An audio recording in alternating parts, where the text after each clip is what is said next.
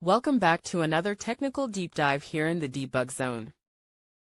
Today, we're tackling a big question and breaking it down with insights from other users. Hopefully, this clears up some misconceptions and helps you get the answer you need. So buckle up, stay a little curious, and let's jump right in.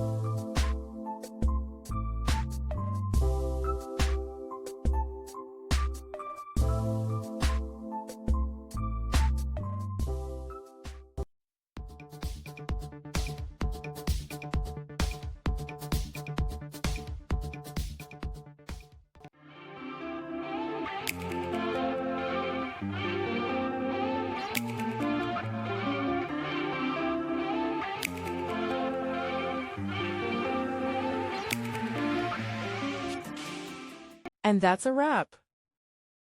I hope you found the answer you were looking for. If you did, take a second to hit that subscribe button. It really helps out. And let me know in the comments which solution worked best for you. See you next time in the debug zone.